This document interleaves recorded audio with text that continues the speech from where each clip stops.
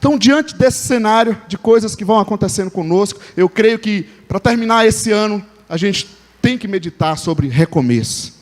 Ouvir a palavra de Deus no sentido de recomeço. Para isso, eu quero ler com vocês o livro de Ageu, no capítulo 1.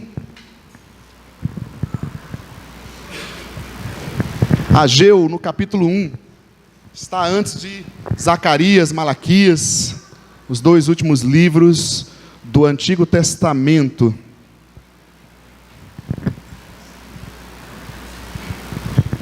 Todos encontraram? Sim. Estão procurando? Tem hora que a gente fala, tem gente que fala assim, revela, Senhor, onde é que está o texto? Ainda mais Ageu, que a gente não lê muito, né? Revela, Senhor, precisa de revelação para Deus mostrar. Misericórdia, irmão. Vai para a IBM, estudar. Ok, celular ajuda, né? Achar onde é que está o texto. Acharam? Podemos ler? Vamos ler os 15 versículos do capítulo 1, pensando nesse recomeçar. Diz assim o texto: no primeiro dia do 6º mês do 2º ano do reinado de Dario, a palavra do Senhor veio por meio do profeta Ageu ao governador de Judá, Zorobabel, filho de Sealtiel, e ao sumo sacerdote Josué, filho de Jeozadaque, dizendo, quem tiver grávida aí, já pensa nos nomes aqui bonitos para seu filho. Assim diz o Senhor dos Exércitos, este povo afirma, ainda não chegou o tempo de reconstruir a casa do Senhor. Por isso a palavra do Senhor veio novamente por meio do profeta Ageu. Acaso é o tempo de vocês morarem em casas de fino acabamento, enquanto a minha casa continua destruída? Agora, assim diz o Senhor dos Exércitos, vejam aonde os seus caminhos os levaram, vocês têm plantado muito e colhido pouco, vocês comem, mas não se fartam, bebem, mas não se satisfazem, vestem-se, mas não se aquecem. Aquele que recebe salário, recebe-o para colocá-lo numa bolsa furada. Assim diz o Senhor dos Exércitos, vejam aonde os seus caminhos os levaram, subam um monte para trazer madeira, construa o templo para que eu me alegre e nele seja glorificado, diz o Senhor. Vocês esperavam muito, mas eis que veio pouco, e o que vocês trouxeram para casa eu dissipei com um sopro. E por que eu fiz? Pergunta o Senhor dos Exércitos. Por causa do meu templo, que ainda está destruído, enquanto cada um de vocês se ocupa com a sua própria casa. Por isso, por causa de vocês, o céu reteve o orvalho e a terra deixou de dar o seu fruto. Nos campos e nos montes provoquei uma seca que atingiu o trigo, o vinho, o azeite e tudo mais que a terra produz, e também os homens e o gado. O trabalho das mãos de vocês foi prejudicado. Zorobabel, filho de Sealtiel, o sumo sacerdote Josué, filho de Jeozadaque, e todo o restante do povo obedeceram à voz do Senhor, o seu Deus, por causa das palavras do profeta Ageu, a quem o Senhor, o seu Deus, enviara, e o povo temeu o Senhor. Então Ageu, o mensageiro do Senhor, trouxe esta mensagem do Senhor para o povo: eu estou com vocês, declara o Senhor. Assim, o Senhor encorajou o governador de Judá, Zorobabel, filho de Sealtiel, o sumo sacerdote Josué, filho de Jeozadaque, e todo o restante do povo, e eles começaram a trabalhar no templo do Senhor dos Exércitos, o seu Deus, no 24º dia do 6º mês do 2º ano do reinado de Dario. Amém? O que esse texto tem a ver com recomeço? Esse momento é o momento que o povo volta do exílio babilônico, eles retornam para o seu país, para a sua cidade, que estava devastada, e ali começam então a reconstruir suas vidas, suas casas. Era um grande recomeço. O livro de Neemias trata da reconstrução do muro de Jerusalém, da segurança da cidade, e o livro de Ageu da reconstrução do templo. Ok? Então, pensando em recomeçar, quero trazer alguns princípios para nós, olhando para esse texto bíblico. Primeira coisa é colocar as coisas no lugar. Versículo 1 ao 4, nós encontramos alguns aspectos aqui para o nosso aprendizado. Versículo 2 diz, ainda não chegou o tempo de reconstruir a casa do Senhor. Foi a mensagem que o profeta trouxe ali para o povo. O povo volta para suas vidas, colocando as coisas no lugar, arrumando suas casas, voltando ao trabalho, e aí chega essa mensagem. Mas não chegou o tempo de reconstruir o templo do Senhor? O que nós entendemos com isso? Em primeiro lugar, precisamos relembrar ou aprender o significado do templo no Antigo Testamento, ok? Então, o templo no Antigo Testamento é o símbolo da presença de Deus, é a presença de Deus no meio do povo. O templo no Antigo Testamento é a presença de Deus, é ali que Deus fala com o povo, é ali que Deus se manifesta. Agora veja bem o que está acontecendo, gente. O povo retorna, não é isso? Deus os tirou daquela situação que estavam, para eles recomeçarem a vida, e ali estão eles agora na sua cidade, reconstruindo suas casas, suas vidas. No entanto, o templo, ou o lugar de Deus, ficou de fora. Deus não estava com eles, porque o templo não havia sido reconstruído. Então, no Antigo Testamento, o templo é o símbolo da presença de Deus. Mas no Novo Testamento, depois em Cristo Jesus, na graça, nós sabemos muito bem que esse templo físico, né, essas paredes, é um espaço físico para a igreja se reunir. Ela não é o templo somos nós. E para isso eu vou ler 2 textos para vocês, Atos 17, 24. O Deus que fez o mundo e tudo que nele há, é o Senhor do céu e da terra, e não habita em santuários feitos por mãos humanas. Então no Novo Testamento nós sabemos muito bem que a presença de Deus não é o templo. Então esse negócio de a gente chamar a casa de Deus, vou à casa do Senhor, são expressões, mas a gente entende que é o culto do Senhor. Neste momento sim, aqui é a casa do Senhor, porque nós estamos reunidos em oração. Mas a nossa casa pode ser em qualquer lugar onde a igreja estiver reunida em nome de Jesus, ali é a casa do Senhor. Ok? Outro texto que mostra isso também, 1 Coríntios 6,19. Acaso não sabem que o corpo de vocês é santuário do Espírito Santo que habita em vocês, que lhes foi dado por Deus, e que vocês não são de si mesmos? Então nós somos o templo. Uma observação e cuidadosa é não achar que eu sou a igreja sozinho. Porque tem uns desigrejados hoje que assim, eu sou a igreja, eu não preciso do grupo, né? Não, eu sou um membro do corpo. Eu preciso ser inserido no corpo. Se Jesus é o cabeça, eu preciso estar no corpo. Ok? Então, entendendo o significado do templo no Antigo Testamento e trazendo a aplicação para nós, vamos ver alguns detalhes. Então, colocar as coisas no lugar, nós temos que entender que esse povo que volta do cativeiro, que volta para a sua cidade, para recomeçar suas vidas, eram poucas pessoas. Muitos morreram lá mesmo na Babilônia. E ali estão eles, poucas pessoas reconstruindo suas vidas, muito trabalho para reconstruir a cidade. E o que vai acontecendo? O trabalho deles não era como o nosso trabalho, que a gente fica ali sentado no escritório na boa. Era o trabalho agrícola, né? Era mais pesado. Então eles gastavam o dia inteiro ali as suas forças, as suas energias, trabalhando, reconstruindo suas casas e ainda indo para a roça para trabalhar. Chegava à noite, queria só cama, né? Queria dormir. Aí vem a mensagem de Deus dizendo para eles: olha, vocês estão aí colocando as coisas no lugar, tudo está sendo arrumado, mas eu tenho uma pergunta: e o templo? Ou seja, aplicando para nós, se o templo no Antigo Testamento é o símbolo da presença de Deus, trazendo para nós e eu, aonde é que eu entro na vida de vocês? Vocês colocaram tudo em lugar, estão voltando aos seus trabalhos, reconstruíram suas casas, estão reformando a cidade, está tudo muito bonito. Mas vocês não me querem mais na vida de vocês? O que a gente aprende mais com isso? Colocar as coisas no lugar? Em outras palavras, o profeta está dizendo: olhem, precisamos em primeiro lugar, primeiramente, cuidar da nossa vida espiritual. Não é tempo de reconstruir o templo? Em outras palavras e que hora vocês vão começar a cuidar da vida espiritual? Porque tudo vocês estão cuidando, está muito bonito. Casados, com filhos, a casa, o trabalho, os estudos e a vida espiritual. E eu fico aonde? Quando é que vocês vão começar a cuidar da vida espiritual? E em primeiro lugar. Estão entendendo, gente? Então, colocar as coisas no lugar. Muitas pessoas dizem o seguinte: não é meu tempo ainda, eu não estou pronto ainda para buscar a Deus.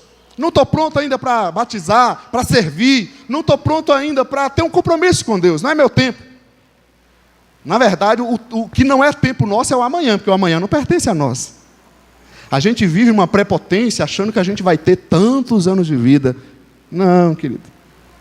O tempo é agora.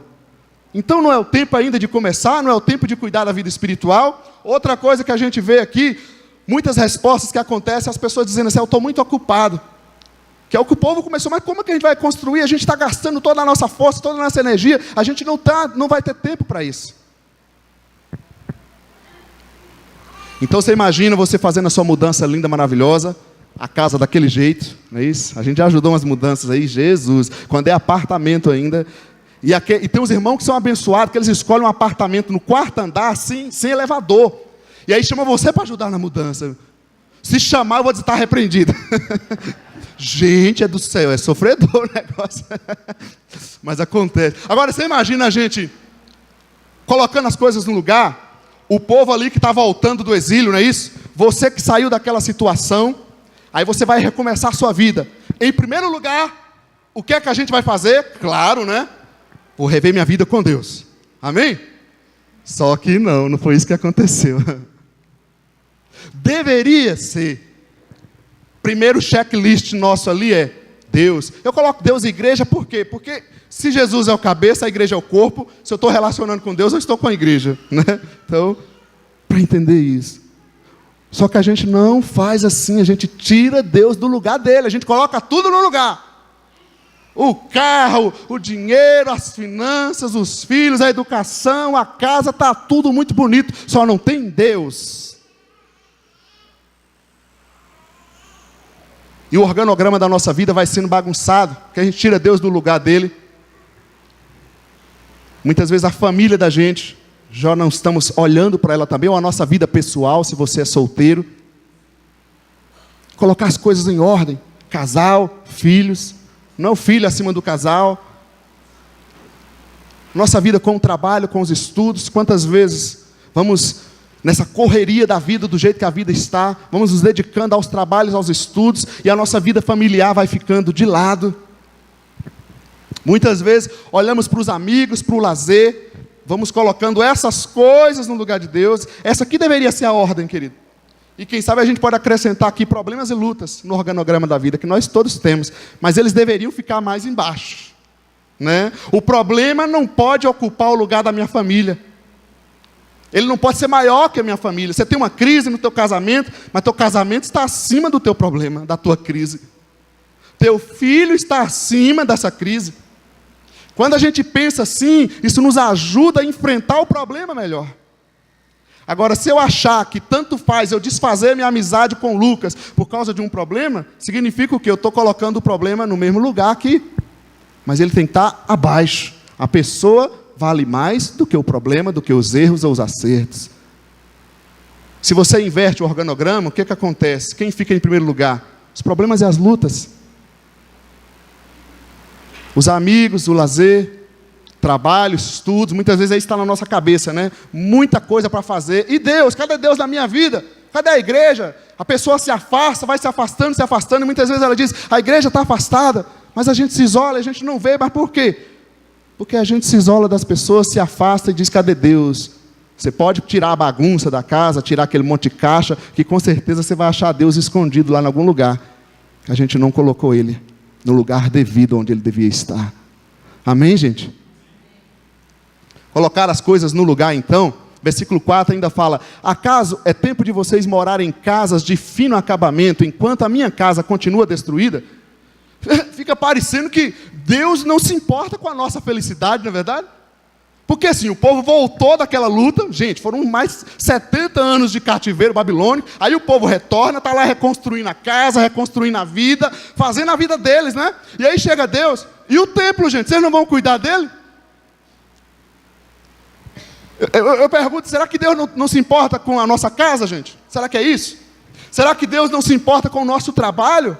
Será que Deus não se importa com os nossos estudos? Será que Deus não está olhando para os nossos problemas? Ou será que é certo viver sem deixar o Criador da nossa vida controlar e estar em primeiro lugar na nossa vida?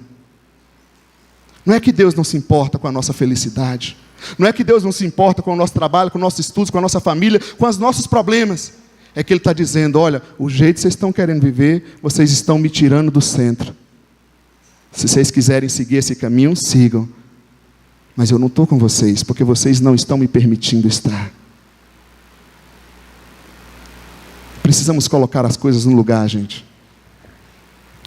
Quem sabe chega o fim do ano, a gente começa o ano, não, esse ano eu vou buscar mais a Deus. E as coisas vão acontecendo, vai passando, todo mundo é assim. Tem aqueles tempos que a gente ora mais, que a gente está mais firme, tem aquele tempo que acontece um problema e a gente afasta, vai fazendo tantas coisas e Deus vai ficando de escanteio na vida da gente. E essa é a palavra de Deus. Essa é a palavra de Deus para nós. Você quer sua felicidade, mas você está buscando vivê-la conforme o Senhor quer? Você quer cuidar da sua casa, mas Deus tem lugar na sua casa? Você quer a bênção de Deus nos seus estudos, mas Deus tem lugar nos seus estudos?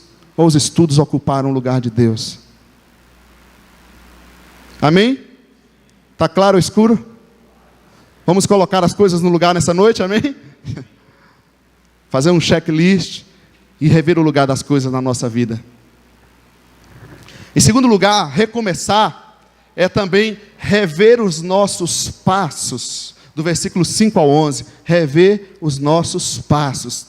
O versículo 5, que é um versículo central desse trecho, ele fala: vejam aonde os seus caminhos os levaram. Então, em primeiro lugar, o que o texto nos chama é ver, conhecer o que a palavra diz. Vejam, enxerguem.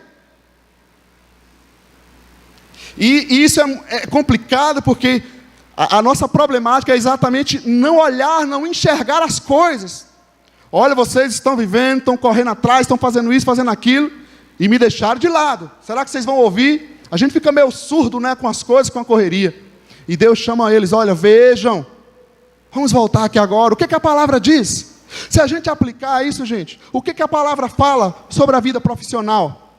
O que a palavra fala sobre o seu casamento? O que a palavra fala sobre a sua vida como crente, como membro da igreja? O que a palavra fala a sua vida como cidadão? O que a palavra fala para você como mulher, como homem? Para você como filho, como pai, como cônjuge, etc. O que a Bíblia diz? E o que eu faço? Como é que eu estou fazendo? Se a gente colocar as duas coisas, como é que estamos? Estamos buscando alinhar aquilo que a palavra diz para a forma que eu estou fazendo? Esse é o grande detalhe para a nossa vida. Buscar fazer como a palavra pede, como a palavra orienta, se nós queremos que Deus esteja conosco. Ele não está obrigando a gente. Se eu quero que Deus faça parte, eu preciso ver qual é a versão dele, o que é que ele acha. Não é? Aí você reúne com teu filho, com tua casa, com isso, com aquele, com o membro, mas qual é o parecer de Deus? Muitas vezes a gente cria uns equívocos, gente. Nossas equipes, nossas reuniões, como igreja, a gente está aqui fazendo o quê? Nossas opiniões? Nossos achômetros? Ou a gente precisa buscar o que Deus quer para a nossa vida? Nossas opiniões ficaram crucificadas na cruz do Calvário. Amém? A gente está revendo todas elas pela Escritura Sagrada. O que a palavra diz? Como eu estou fazendo? Para eu saber onde eu quero chegar. Olha o que o versículo diz: vejam aonde os seus caminhos, o jeito que vocês estão fazendo, os levaram. Saiba bem, você pode escolher o que você quiser, gente. Agora, o caminho que eu estou tomando vai me levar a determinado destino. Simples. Ok? O caminho que eu estou tomando vai me levar a determinados destinos. Então, rever nossos passos, aplicando isso.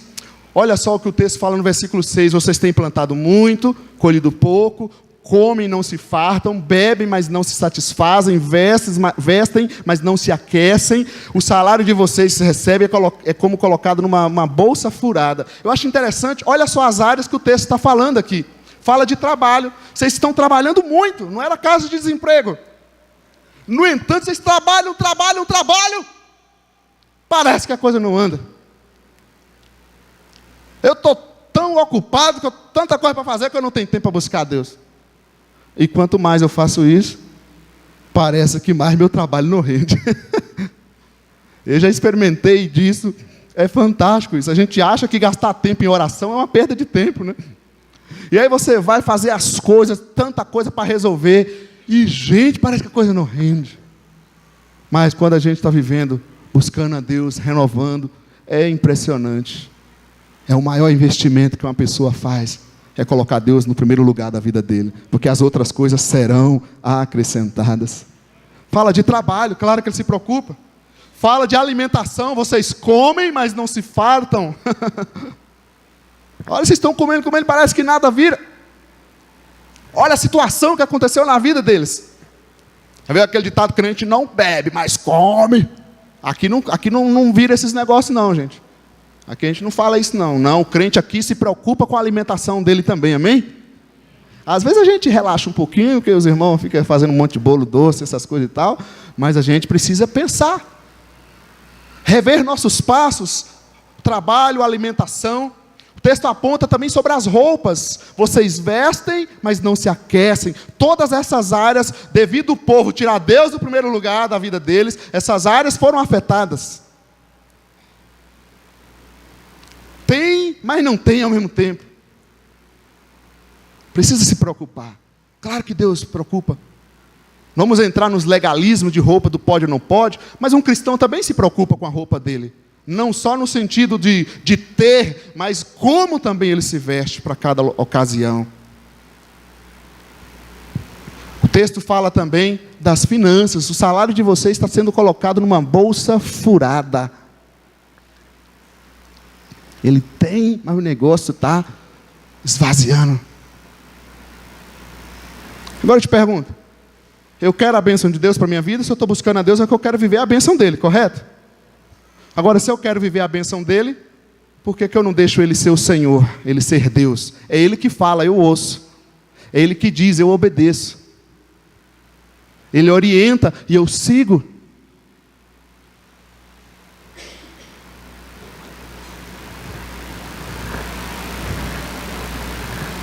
Vamos rever nossos passos, gente. Amém? Tenha coragem. Aquilo que eu não tenho força, Deus, quero a misericórdia do Senhor nessa área. Porque se não é pela graça, a gente não vai fazer só o nosso esforço. Eu vou lá sozinho, eu vou conseguir sozinho. Senão não dependeria da graça de Deus. Então peçamos a ajuda de Deus. Mas não mude, não tente mudar aquilo que o Evangelho diz. O padrão perfeito, pleno de Deus para a nossa vida.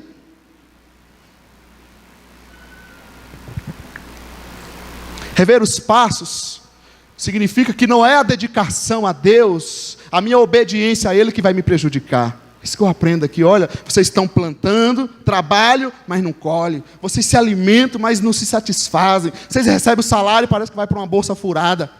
Muitas vezes a gente pensa o seguinte, que contribuir, servir, ser fiel a Deus, estar gastando a minha vida com Deus, obedecendo a Deus, isso vai me prejudicar. Me prejudica em quê? É o contrário, veja se não é o contrário. Gente, se não existisse o céu, se não existisse a eternidade com Deus, se não existisse nada lá na frente, o que o Evangelho nos prejudicaria? Se ele nos ensinou a amar, nos ensinou a perdoar, nos ensinou a servir, nos ensinou a ser honesto. Não é a dedicação e a obediência a Deus que te prejudica, é a gente se afastar da presença de Deus. Isso vai nos prejudicando. Outra lição que eu vejo aqui é que rever a vida, rever os passos, é fazer de novo se necessário. Às vezes as coisas caem, as coisas param, o que eu tenho que fazer? Vou começar novamente, vou refazer, mas não simplesmente refazer, eu vou refazer agora de outro jeito, do jeito de Deus. Aqui é um lugar de restauração, é um lugar de recomeço. Amém? Viemos aqui para recomeçar a nossa vida. Há áreas que precisam de recomeço. Se precisa de recomeço no nosso ânimo, na nossa esperança, na nossa vida de adoração, na nossa vida de santificação, na nossa vida familiar, na nossa vida profissional. Hoje é o dia, aqui é o lugar onde nós estamos reunidos na presença de Deus, para Ele fazer recomeços na vida da gente. Porque muitas vezes acontecem coisas que param, acontecem problemas na nossa vida, mas Deus é um Deus de misericórdia, e a sua misericórdia se renova a cada manhã. Então eu tenho a possibilidade, pela graça de Jesus, de experimentar o recomeço na minha vida, na minha família e no meu país, em nome de Jesus. Vamos rever os nossos passos. Em terceiro lugar, e último, colocar as coisas no lugar, rever os nossos passos, e dos versículos 12 ao 15, está errado ali, Eu vejo algumas lições aqui para a gente colocar. Precisamos então tomar as decisões certas. Veja bem, se a gente volta daquela situação onde estávamos parados, correto? Voltamos e ali iniciamos preocupando com toda a vida e deixando Deus de fora da vida. E aí Deus nos dá esse alerta. Então vamos tomar as decisões certas agora. Vamos rever as coisas. Veja o que acontece no texto. Já no versículo 13, Ageu então trouxe a mensagem. O povo tomou uma decisão a partir desse conhecimento. Para eu tomar a decisão certa, eu preciso ter conhecimento do assunto. Para eu tomar decisões certas, eu preciso conhecer o assunto. Se é um assunto que eu não tenho muito conhecimento, a Bíblia diz que na multidão de conselhos há sabedoria. Busque informação com outra pessoa, converse. Decisões precisam ser tomadas fundamentadas no conhecimento daquele assunto. E não nas nossas raivas, e não na nossa luta, na hora que você está naquele problema no trabalho, primeira coisa que bate na cabeça é: vou sair desse trabalho. A pergunta é uma decisão certa, orientada por Deus, ou porque eu estou tendo um conflito, e eu quero sair desse conflito? Tomar as decisões certas, busque ter conhecimento do assunto. Outro detalhe nesse texto, versículo 12, Ageu trouxe a mensagem, eles ouviram o recado, diz o texto que eles obedeceram. Nós precisamos então fazer as escolhas, temos escolhas a serem feitas. Toda decisão, gente, você está fazendo alguma escolha por ela. Quem sabe você escolheu votar nulo. Você fala: não vou votar não, vou deixar nulo. Você está votando nulo, e isso vai para alguém. É uma escolha. Tomar as decisões certas, conhecer o assunto, fazer as escolhas. Eu tenho que optar por algo. Tem um ditado que fala: quem cala, consente. É a escolha dele. Está concordando com aquilo que está sendo falado. Ele não quer se manifestar. Ao ficar calado, ele disse: eu concordo. Tomar as decisões certas é também, diz o texto no versículo 12, por causa do profeta. O que eu aprendo aqui? Veja bem, Ageu leva a mensagem, eles tomaram conhecimento da mensagem, eles escolheram obedecerem através de quem? Do profeta. O que eu vejo aqui? É exatamente o princípio da submissão. Através de quem? Por que eles chegaram a isso? Através de alguém. Que a gente fala assim: Deus fala comigo, Deus fala comigo. Querido, Deus está falando contigo através desse irmão, mas você não quer ouvir. Deus está falando contigo através da palavra, mas você não quer ouvir. Meu filho, quantas vezes sua mãe falou: não faz isso, e você está, porque não quer ser submisso, está temando e fazendo o contrário daquilo que seus pais estão falando. Tomar as decisões certas, precisamos manter, olhando para esse texto, no princípio da submissão, gente.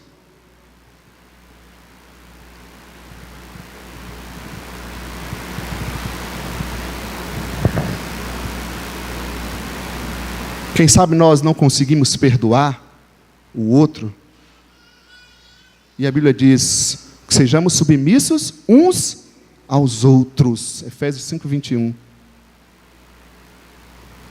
Tomar as decisões certas. Conheça o assunto, faça as suas escolhas e se mantenha, veja se está se mantendo no princípio da submissão a Deus, a seus pais, a seus líderes, etc, etc. Uns aos outros. O que mais que a gente aprende aqui tomando as decisões certas? Diz o versículo 14 que o povo então voltou a trabalhar no templo. Eu digo que nós precisamos, nessa tomada de decisões, dar os passos necessários. Essa é a parte nossa. Deus falou com o povo, usou o profeta para falar com eles, eles escolheram obedecer. Eles falaram: nós vamos obedecer. Sabe aquele povo que diz amém? No entanto, eles foram lá e fizeram. Tem gente que fala amém, glória a Deus, mas não faz. Temos que dar os passos necessários. Essa parte é nossa. Eles voltaram e começaram a reconstruir o templo. Qual o passo que eu preciso dar? Qual o passo que eu preciso dar na minha tomada de decisões? Rever a minha agenda, colocar Deus no lugar dele, meu horário com Deus, a minha vida com Deus,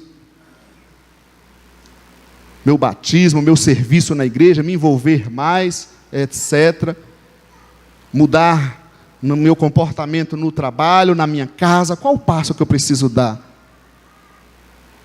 Às vezes dentro de casa está aquela gritaria. Tome o passo, gente. Mas Léo, eu não consigo. Graças a Deus nós não estamos aqui porque nós conseguimos, nós estamos aqui porque nós dependemos da graça de Cristo. E eu creio que se nós dependemos da graça dele, ele vai nos capacitar a conseguir tomar esse passo. É um vício, uma dependência. Jesus vai te libertar. Existem tratamentos disponíveis. É um fumo. Gente, você passa na frente do postinho e está lá, ó, tratamento. A pessoa fala, mas eu já fiz. Faça de novo pela fé agora, querido. Não desista. Dê o passo. Amém, gente? Dá os passos necessários. Tomar as decisões certas também. Diz o versículo 12 que o povo ouviu tudo aquilo e o povo temeu. Aqui eu aprendo que nós vamos reagir conforme o nosso temor. Por que eu estou reagindo dessa forma? Observe o temor de Deus no nosso coração. Você, filho, quando foi, ou os jovens aqui, quando seu pai te corrige, você gosta? Gosta? Chama aquela atenção, cobra, você chegou nesse horário. Eu nunca vi ninguém gostar até hoje. Mas ele te ama ou não ama? Agora, qual é a minha reação a isso? Quando alguém te orienta, mostra, olha, a Bíblia diz isso, qual é a sua reação a isso?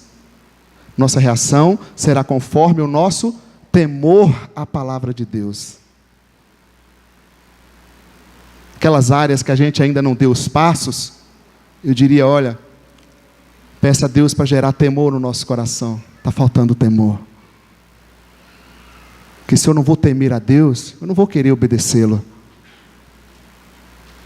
Amém, gente? Deixa o Espírito Santo te tocar, querido. Deixa o Espírito Santo te encher.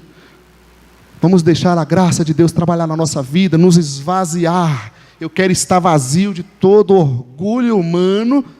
Aí o rio de Deus vai me enchendo. Tomar as decisões certas. Por último, nesse texto, versículo 13, Deus então manda outro recado para o povo. Ele fala, ó, eu estou com vocês. Deus manda um alerta. E você sabe quando a gente às vezes ouve alguma observação, alguma avaliação, a gente não gosta muito, a gente começa a sair, então Deus não está comigo. E Deus trata lá de corrigir e fala, olha, eu estou com vocês. Tomar as decisões certas também é confiar na bênção de Deus, confiar na presença de Deus. Não sei o vale, o problema, a luta que nós estamos enfrentando neste momento, mas eu quero saber qual é a nossa confiança. Será que o problema, a luta, esse recomeço, a gente está desesperado para refazer as coisas e do nosso jeito estamos deixando Deus de fora? Deus está conosco. Confie que Deus está contigo. Eu estarei com vocês até o fim dos tempos. Nessa luta Deus está contigo. Apenas coloca Deus no lugar dele, reveja os passos e tome as decisões certas, confiando que a misericórdia de Deus está contigo. Eu creio que Deus está conosco. Amém? Vamos recomeçar a nossa vida, gente. Finalizar o ano de 2018 renovado, com novos começos de Deus na vida da gente. Onde houve desgaste, que haja um renovo de Deus. Aonde houve queda, que haja um levantar de Deus. Aonde a esperança tem ido embora, que o Senhor venha ministrar e nos trazer novas expectativas. Aonde há o cansaço, que o Senhor venha renovar as nossas forças. Eu creio que Deus faz isso. Eu estou com vocês. Amém?